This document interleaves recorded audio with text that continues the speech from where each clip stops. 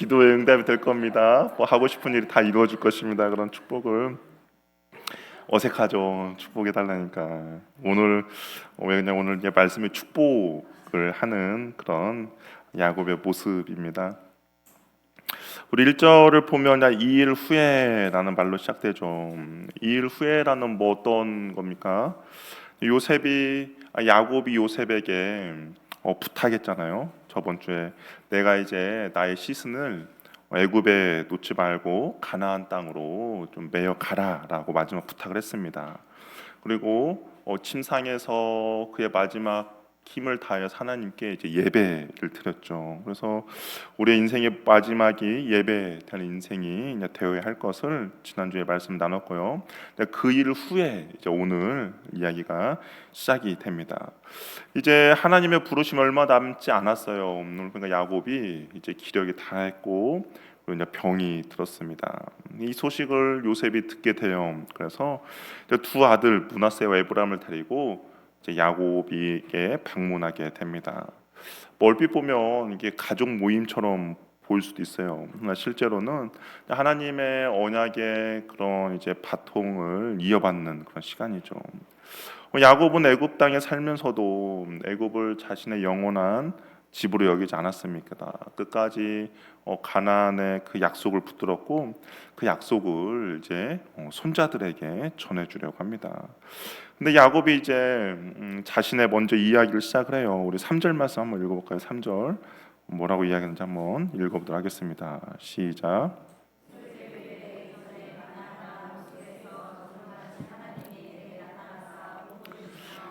이제 자신의 그런 인생을 이야기를 하는데 자신의 성공담이 아니라 내게 주신 그 하나님의 복을 이제 이야기합니다.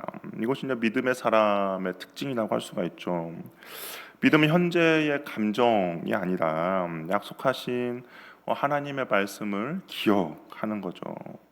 야곱이 자기의 삶을 해석할 때 언제나 그곳에 하나님이 계셨음을 고백하고 있어요. 여기 보면 루스는 베델이거든요. 야곱에게 있어서 베델은 어떤 땅입니까? 형 에서를 피해 도망쳤던 곳이죠. 그래서 황량한 광야에서 돌을 베개 삼아 누웠던 곳입니다. 근데 거기서 하늘 사달의 환상을 보고 하나님의 약속을 받았어요. 그러니까 어찌 보면 좋은 거죠. 그냥 아버지 집에만 머물렀다라고 생각하신 하나님이 이쪽 베델에도 계시는구나를 하나님이 발견하는 그런 시간이었습니다. 그렇다고 해서 야곱의 인생이 이렇게 좋은 일만 있었냐? 아니에요. 우리 7절 말씀도 한번 읽어볼까요? 7절 한번 읽어보겠습니다. 시작.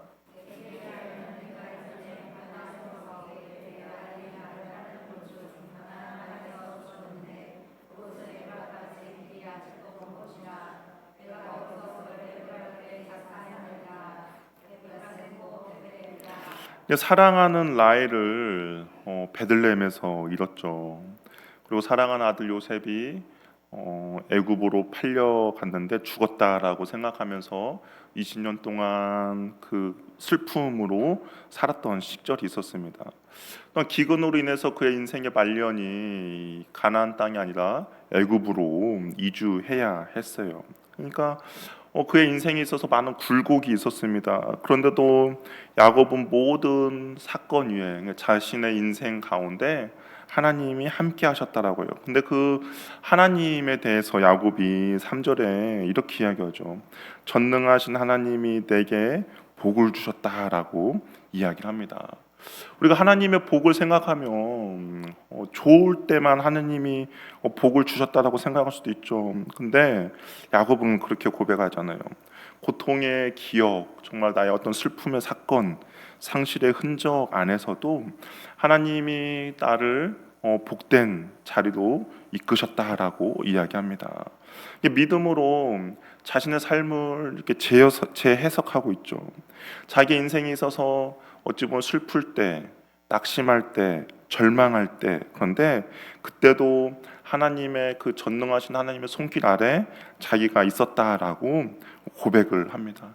뒤돌아서서 보니까 그때는 너무나도 절망스러웠고, 그때는 너무나도 슬펐고, 너무나도 애통했는데 돌아서 보니까 그 전능하신 하나님의 그 복된 손길이 나와 함께 있었다라고 고백을 하는 것이죠.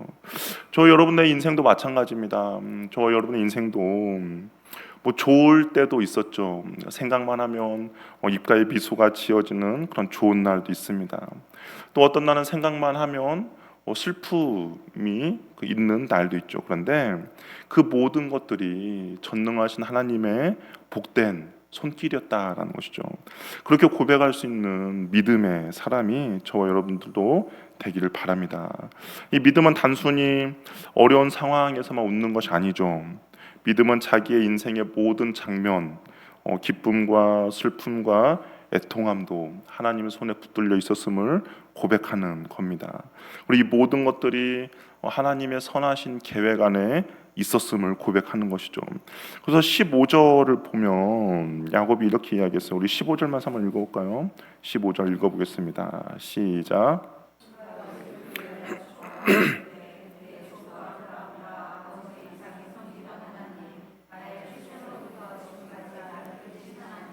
야곱이 이제 하나님에 대해서 좀 더 뭐 더 자세히 살펴보겠지만 하나님에 대해서 이야기할 때 나의 출생으로부터 지금까지 나를 기르신 하나님이라고 고백을 해요. 그러니까 언제나 내 인생의 모든 상황과 모든 순간에는 하나님의 손길이 있었다라고 믿음의 고백을 합니다. 야곱이 이제 에브라임과 므낫세를 축복을 해요. 5절에 과연 뭐라고 축복을 하는가? 우리 5절 말씀 한번 읽어볼게요. 읽어보겠습니다. 시작.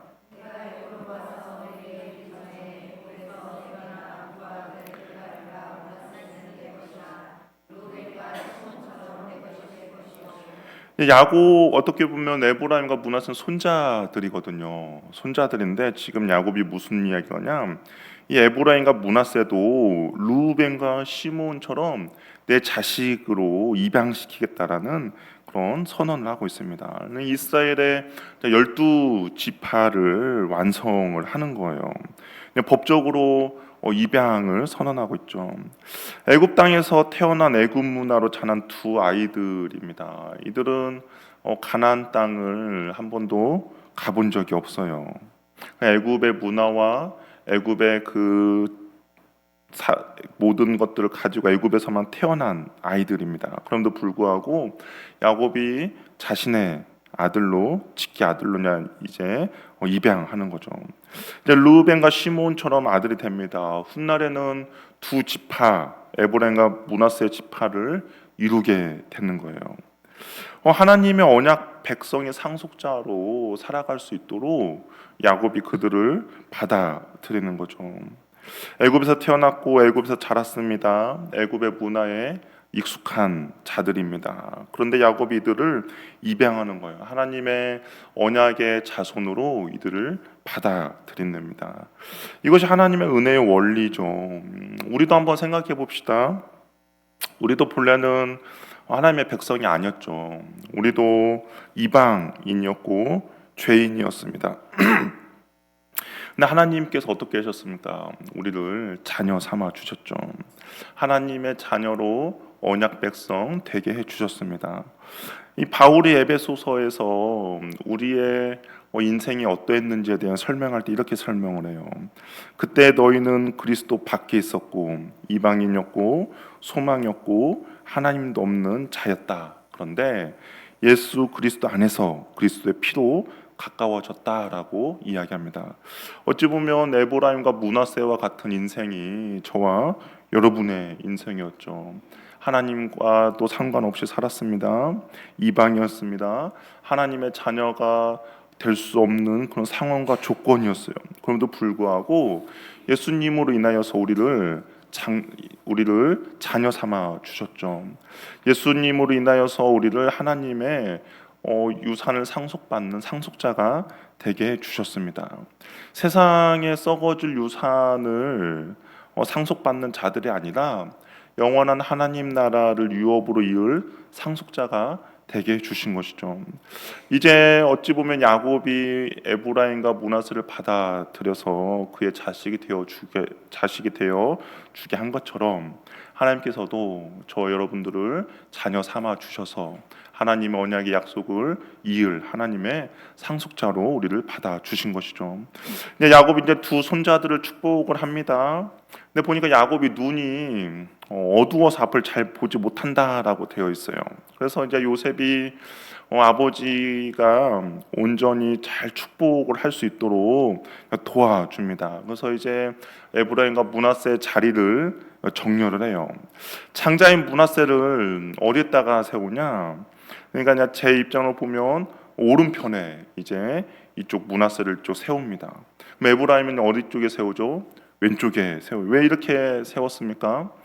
장자에게 오른손으로 축복할 수 있게 하고, 그다음에 차남이었던 므낫세 에브라임에게 왼손으로 축복할 수 있도록 이렇게 축복할 수 있도록 그렇게 세운 거죠. 왜냐하면 고대 근동에서만 봐도 오른손은 능력과 권위와 갑절의 축복을 상징했기 때문에 당연히 첫째 되는 므낫세가 이 오른손 앞에 오는 것은 당연합니다.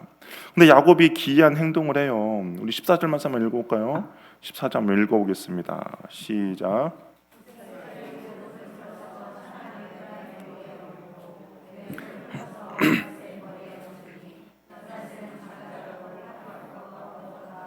지금 이제 야곱이 어떻게 했다라는 거가 지금 들어오십니까? 어떻게 했죠? 지금 손을 이제 오른손을 왼손에 있던 에브라임의 머리에 놓고 왼손을 므낫세 머리에 이렇게 겹쳐서 이렇게 놓았다라는 거죠. 요셉은 아버지가 눈이 침침해서 실수한 줄 알았어요. 그래서 아버지가 눈이 침침하니까 이쪽을 이제 므낫세라고 생각을 했나 보다라고 해서 다급히 이제 손을 바로 잡으려 했습니다. 18절에 보니까 18절 한번 읽어볼까요? 읽어볼게요. 시작.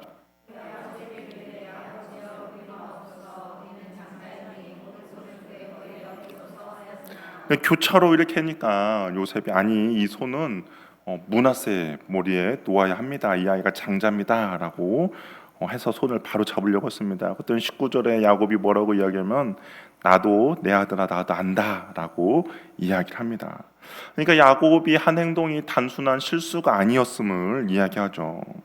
우리 14절에 팔을 엇받고 얹었다라는 표현이 나오잖아요.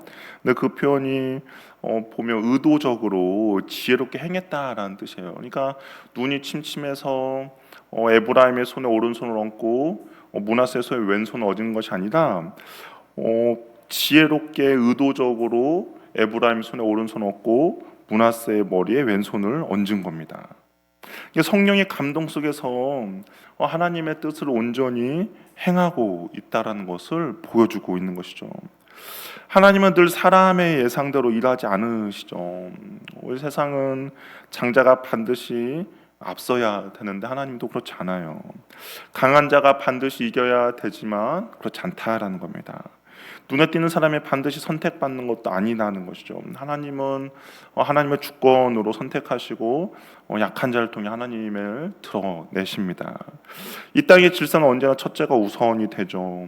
능력이 많은 자들, 조건을 갖춘 자들, 자격이 있는 자에게 오른손 축복이 주어집니다. 그런데 십자가는 우리의 기대를 교차하는 거예요.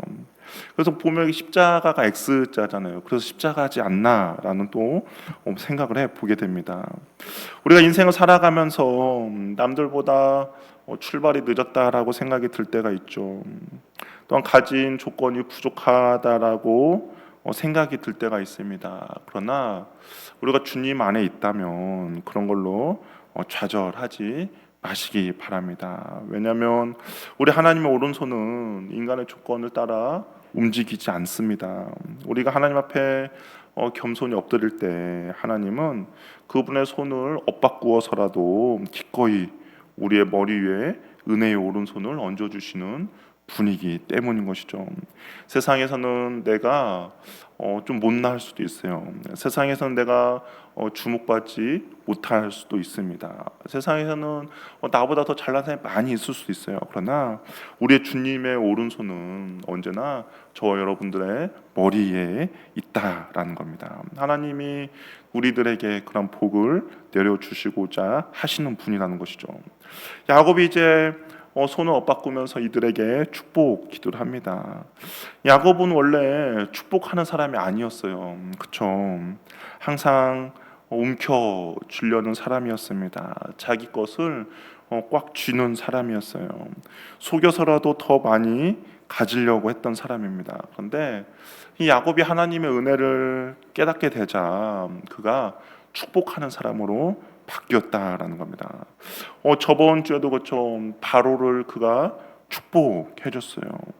이 축복할 수 있었던 이유는 다른 것이 아닙니다. 야곱이 하나님을 온전히 신뢰하고 있다라는 그런 모습인 거죠. 축복은 하나님을 온전히 신뢰하는 사람이 할 수 있는 행동이기 때문인 거죠. 내가 뭐 말로 한다고 해서 그 말이 뭐가 되겠어라고 생각이 들 때가 있죠.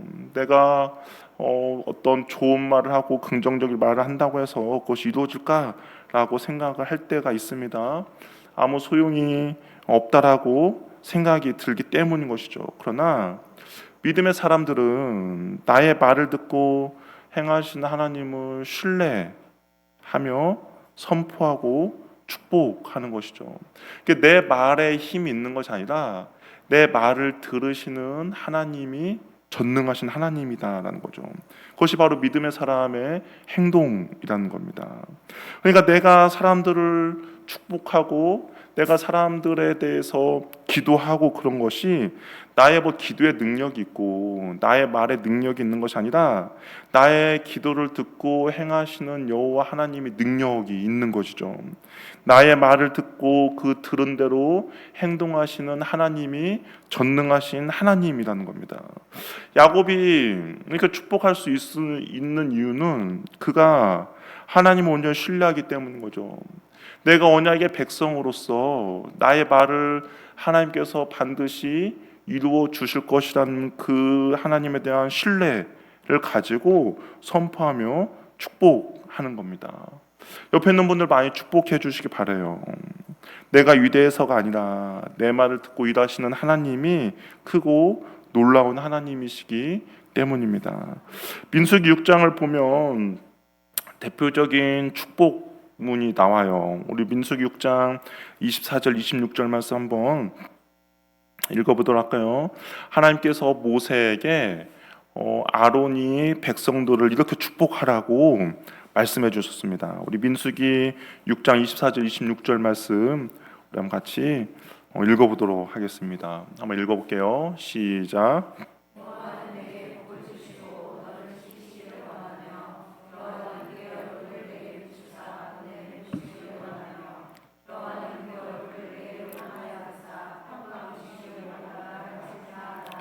이것을 이제 아론이 선포할 때 아론이 무슨 뭐 힘이 있겠습니까? 능력이 있겠습니까? 그런데 27절 말씀도 우리 한번 같이 읽어볼게요. 하나님께서 뭐라고 약속하시는가? 한번 27절 말씀도 한번 읽어보도록 하겠습니다. 우리 민수기 6장 27절 말씀 한번 우리 한번 찾아볼까요? 바로 뭐 옆에 있으니까 민수기 6장 27절 우리 한번 같이 찾아봐서 한번 읽어볼게요. 아론이 이렇게 백성들을 축복할 때 하나님께서 뭐라고 약속하시는지 한번 읽어보도록 하겠습니다. 시작. 그들은 이같이 내 이름으로 이스라엘 자손에게 축복할지니 내가 그들에게 복을 주리라. 누가 복을 주는 거예요? 하나님이 복을 주십니다. 하나님이 아론이 뭐 힘 있고 능력 있고 뭐 전능해서 이런 복을 주는 것이 아니라 그 백성으로 인하여서 축복을 해 주면 하나님께서 그것을 들으시고 그들에게 복을 주시겠다라고 약속을 하십니다. 하나님이 그 기대로 축복하실 것을 약속하고 있는 것이죠. 축복은 우리가 하나님을 온전히 신뢰할 때 우리에게 이루어집니다. 지금 현재는 부족해 보이죠. 지금 현재는 한심해 보이죠. 보잘것 없어 보일지라도 날마다 남편을, 자식, 자녀를, 가정을, 교회를, 나라를 축복하시기 바랍니다. 그렇다면 그 여러분의 입술에서 나가는 그 축복이 하나님께 들으시고 그들에게 복을 내려 주신다라는 것이죠. 우리 자녀들에게도 특별히 축복을 많이 해 주시기 바랍니다. 지금은 부족해 보이죠. 그러나 믿음을 가지고 하는 거예요. 하나님이 나의 입술을 통하여서 그들에게 복을 주실 것에 대한 믿음을 가지고 축복하는 거죠.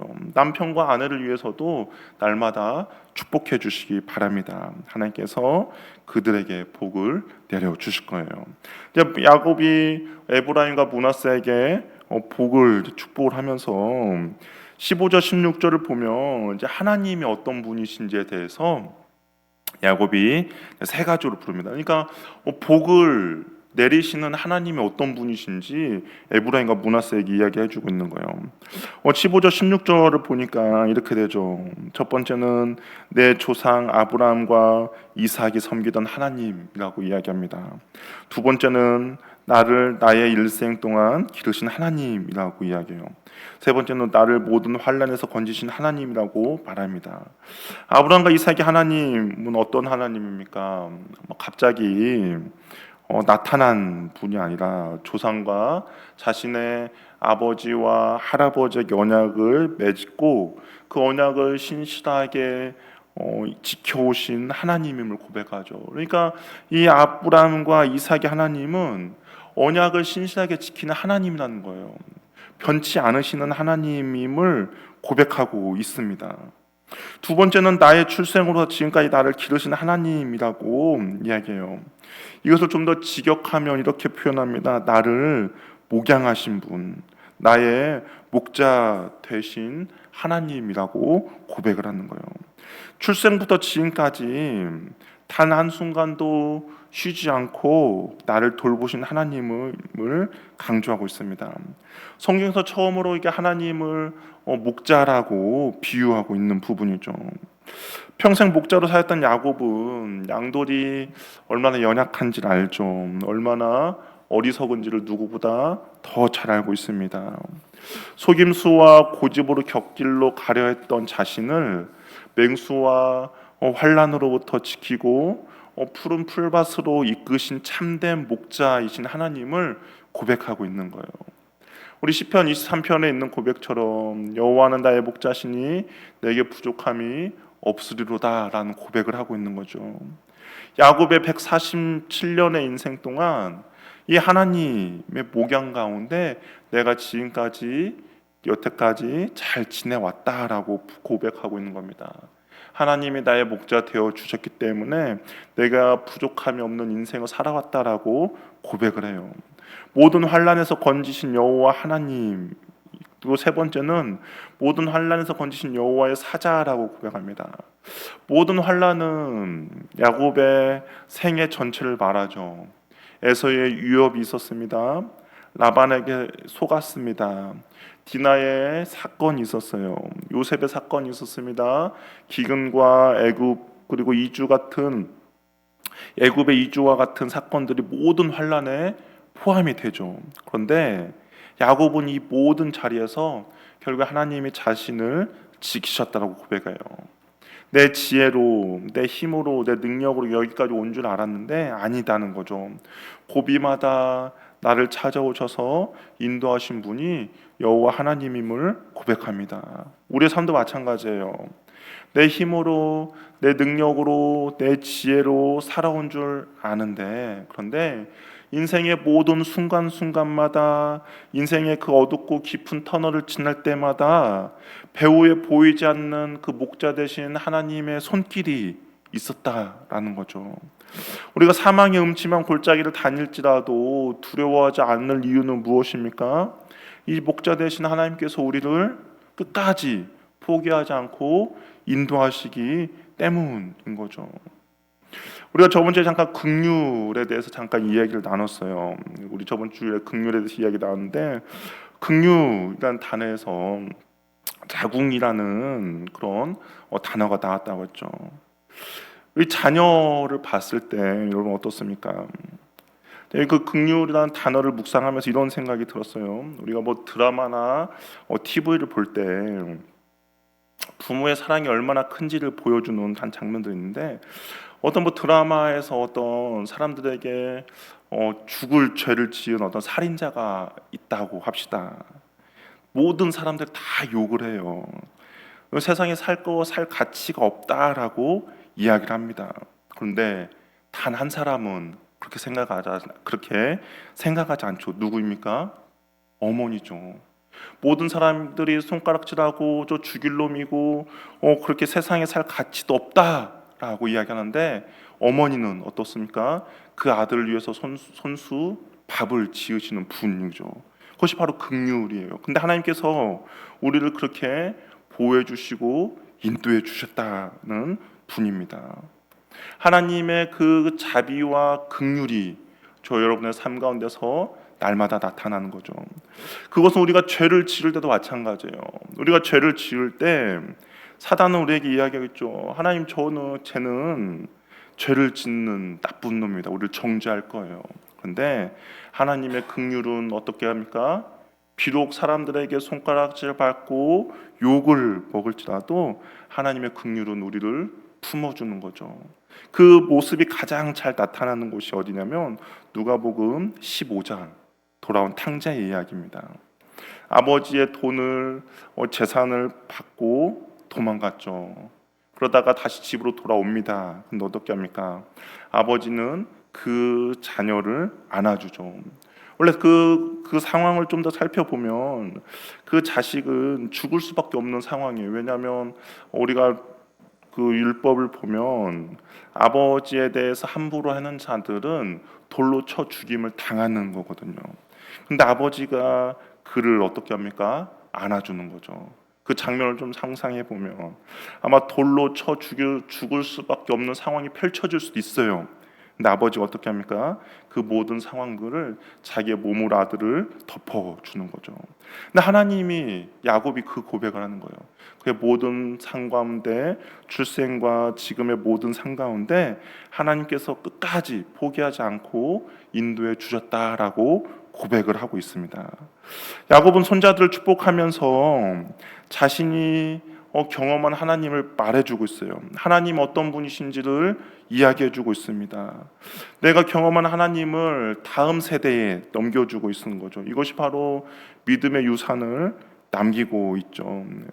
참된 신앙은 어떤 교리의 전달만으로 끝나는 것이 아니죠. 우리 자녀들에게 믿음의 유산을 남긴다는 것이 어떤 그냥 교리를 달달 외워서 하나님이 이런 분이시니까 외워라라고 한다고 해서 그들에게 믿음이 전해지는 것은 아니죠. 믿음은 부모된 우리가 경험한 그 하나님을 자녀들에게 보여주고 나타내주고 남겨주는 겁니다.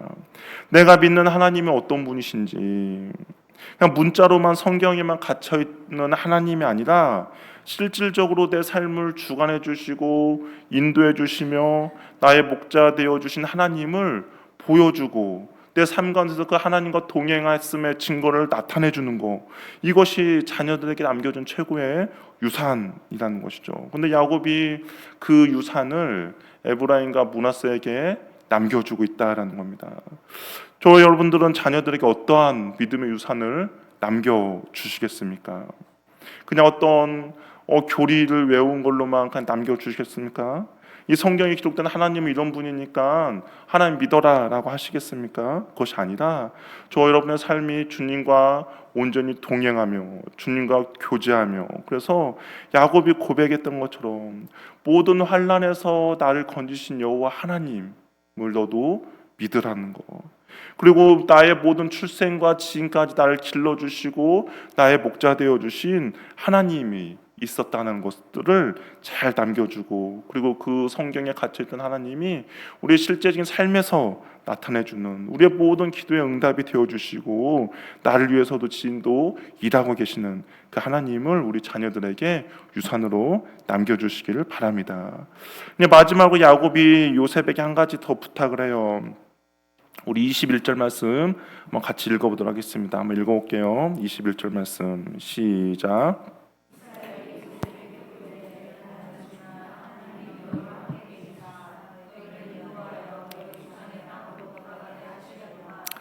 하나님께서 이제 나는 죽겠지만 이 언약의 하나님은 너희와 항상 함께 있을 것이다라고 이야기를 합니다. 그리고 너희들 반드시 인도해서 조상의 땅으로 돌아가게 한다라는 거예요.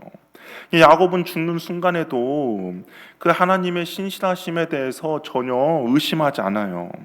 하나님에 대한 소망을 여전히 그 죽는 순간까지도 붙잡고 있습니다. 내가 죽더라도 하나님이 여전히 살아 계실 것이고, 내가 떠나더라도 하나님의 약속은 성취되고 흔들림 없다라는 그 믿음을 가지고 있는 것이죠.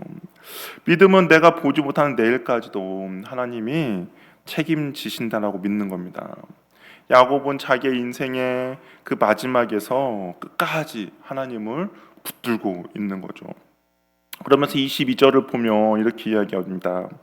야곱은 요셉에게 세겜 땅 한 몫을 주죠. 근데 이 세겜 땅을 준다고 해도 지금 야곱이 어디에 있습니까? 애굽에 있잖아요. 이 세겜 땅이 지금 현실로만 보면 이것이 정말 요셉에게 갈 수 있을지 말지에 대한 확실함도 없잖아요. 그럼에도 불구하고 어떻게 합니까? 이것을 너에게 줄 것이다라고 이야기하죠. 믿음으로 하나님은 여전히 살아계시고 그 언약을 신실하게 지키시는 그 하나님에 대한 믿음이 있기 때문에 앞으로 벌어지지 않을 400년 후의 일을 야곱은 미리 믿음으로 그렇게 나아갑니다. 실제적으로 여호수아 24장 32절 말씀 볼까요? 그래서 이것이 실질적으로 어떻게 됐는가? 여호수아 24장 32절 말씀 한번 읽어보도록 하겠습니다. 시작.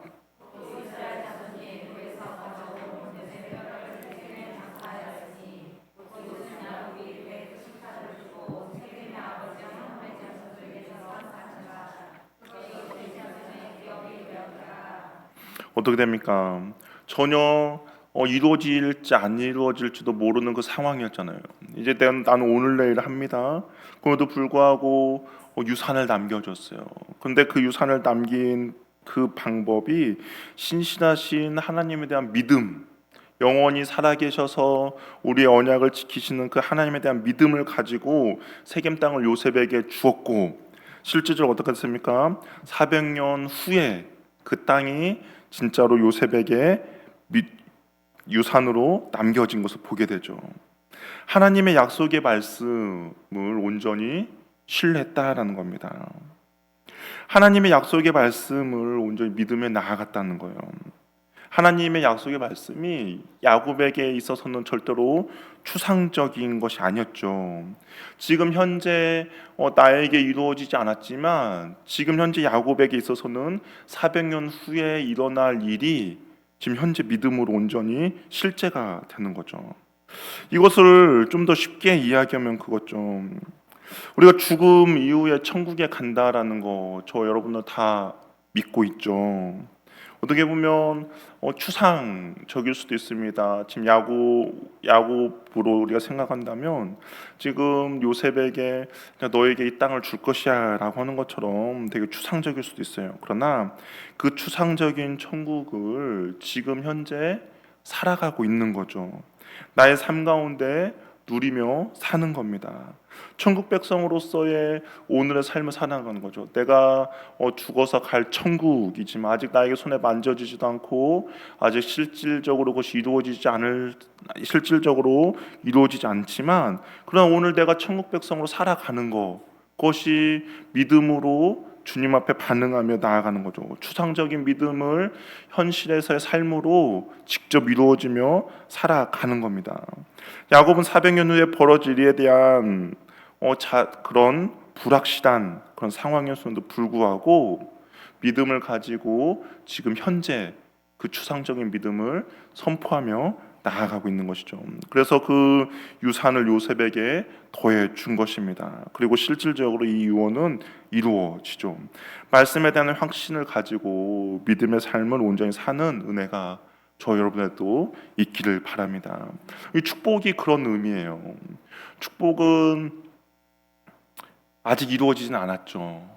아직 현실만 보면 추상적입니다. 이것이 이루어질까에 대한 생각이 들 수도 있어요. 그러나 하나님이 함께 계시고 하나님이 변치 않는 그 하나님을 신뢰해서 우리가 축복하며 나아가는 겁니다. 우리 옆에 분과 우리 다시 한번 축복해 주시길 바랍니다. 하나님이 반드시 이 일을 이루실 것입니다. 한번 축복해 주세요. 예. 믿음으로 선포하는 겁니다. 지금 현재 이루어지지 않을지라도 하나님이 살아계시고 우리의 그 기도를 들으시는 주님이 반드시 이루어질 것을 믿고 나아가는 것입니다. 하나님은 우리의 인생에 처음만 붙드시는 분이 아니라 끝까지 인도하시는 분이에요. 우리가 젊을 때만 역사하시는 분이 아니라 늙어서도 함께 하시는 분입니다. 우리가 성공했을 때만 함께 하시는 분이 아니라 실패와 상실과 좌절의 자리에서도 함께 하시는 분인 거죠. 우리도 언젠가는 야곱처럼 인생의 끝자락에 서게 될 것입니다. 그럴 때 나를 지켜주시고 나를 인도해 주시고 나를 보호해 주신 신실하신 하나님에 대해서 말할 수 있는 은혜가 있기를 바랍니다. 그리고 그 하나님을 우리 자녀들에게, 우리의 다음 세대들에게 유산으로 물려주시기를 바랍니다. 애굽의 화려함의 마음을 빼앗기지 않고 언약의 땅을 바라보며 우리의 진정한 믿음의 가운데 역사하시는 그 하나님을 바라보며 나아가는 복된 인생이 저 여러분의 인생이 되길 바랍니다. 오늘 기도하겠습니다. 이 시간 기도할 때